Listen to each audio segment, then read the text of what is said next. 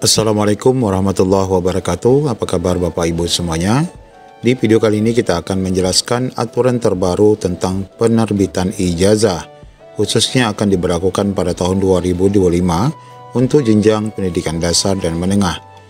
Kebijakan Permendikbud ini merupakan kebijakan sisa dari Bapak Mendikbud Nadiem Makarim. Secara garis besar Bapak Ibu, aturan ini akan menjelaskan berkaitan dengan kemandirian penerbitan ijazah dilakukan oleh satuan pendidikan. Bagaimana info lengkapnya? Mari simak video ini sampai selesai.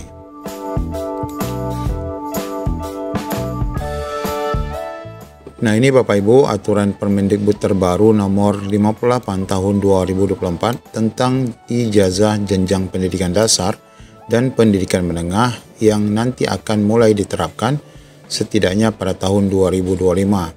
Nah, secara garis besar Bapak Ibu, terbitnya Peraturan Menteri Pendidikan, Riset dan Teknologi ini yang merupakan aturan Permendikbud sisa dari kementerian yang dibawahi oleh Bapak Nadiem Makarim. Ini bertujuan untuk meningkatkan kemandirian satuan pendidikan, di mana selama ini penerbitan ijazah itu dilakukan oleh Dinas Pendidikan. Artinya, mulai dari belangko itu dikeluarkan oleh Dinas Pendidikan dan didistribusikan ke sekolah-sekolah. Nah, ke depan Bapak Ibu, sistem digitalisasi nanti mulai dari penerbitan dan kemudian perbaikan ijazah dan transkrip nilai itu murni dilakukan oleh satuan pendidikan. Kita coba langsung cek beberapa pasal yang membahas berkenaan dengan hal itu. Kita mulai dari bab 3 tentang ijazah itu sendiri, di mana ijazah diberikan kepada peserta didik yang memenuhi dua kriteria, yaitu telah menyelesaikan proses pembelajaran dan memenuhi syarat kelulusan. Ini pasti ya, tidak boleh diserahkan sembarangan. Kemudian pada ayat 2, ijazah sebagaimana dimaksud diterbitkan oleh satuan pendidikan yang terakreditasi. Jadi bagi sekolah-sekolah yang tidak terakreditasi tidak diberikan izin untuk menerbitkan. Nah, di dalam ijazah tentu memuat beberapa komponen sebagaimana disebutkan, mulai dari nomor ijazah sampai dengan nama dan jabatan yang menandatangani ijazah, yaitu Kepala Satuan Pendidikan. Kemudian ijazah sebagaimana dimaksud wajib ditulis dalam bahasa Indonesia dan dapat diterjemahkan ke dalam bahasa asing. Kemudian di pasal 4, ijazah sebagaimana dimaksud pada ayat 3 itu nanti disertai dengan transkrip nilai. Nah, nanti di bagian lampiran kita akan lihat model ataupun contoh ijazah dan transkrip nilainya. Nah, sedangkan di dalam transkrip nilai terdiri dari poin ini, mulai dari nomor transkrip juga sampai dengan nama dan jabatan yang menandatangani transkrip nilai tersebut. Nah, kalau yang dulu-dulu itu nilainya berada di belakang ya, nanti kita akan lihat model terbaru. Berkenaan dengan transkrip ini di ayat 3, juga dalam bahasa Indonesia dan juga dapat diterjemahkan.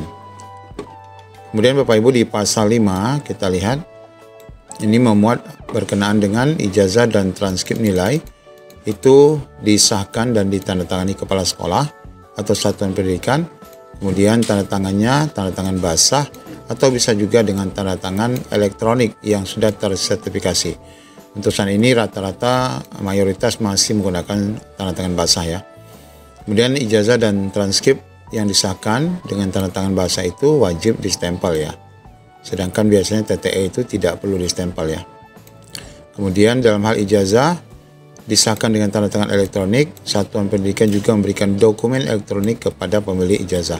Artinya ini harus ada filenya ya, berupa PDF kepada pemilik. Jadi kalaupun hilang dapat dicetak kembali.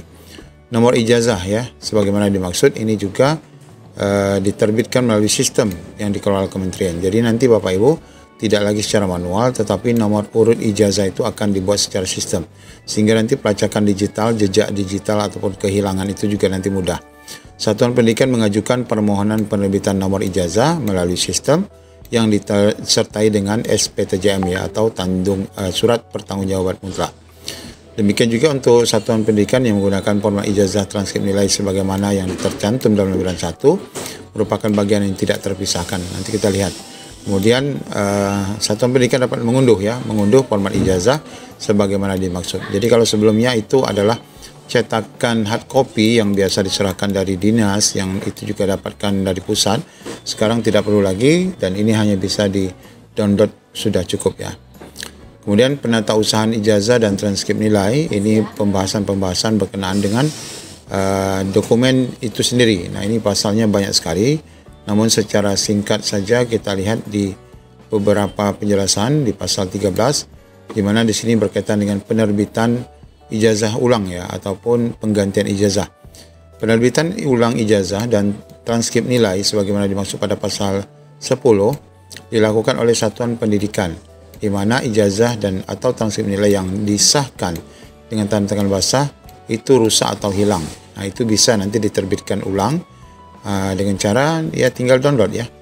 Dengan ijazah atau transkrip nilai yang disahkan dengan tanda tangan elektronik, hilang dokumen elektronik. Jadi kedua-duanya bisa diganti ya.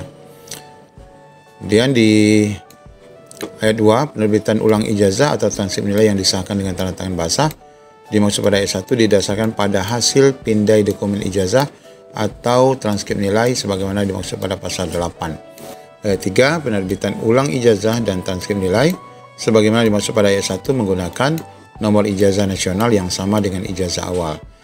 Jadi Bapak Ibu, perbedaannya kalau sekarang hilang atau rusak itu Bapak Ibu hanya mendapatkan surat pengganti ya, surat keterangan pengganti ijazah.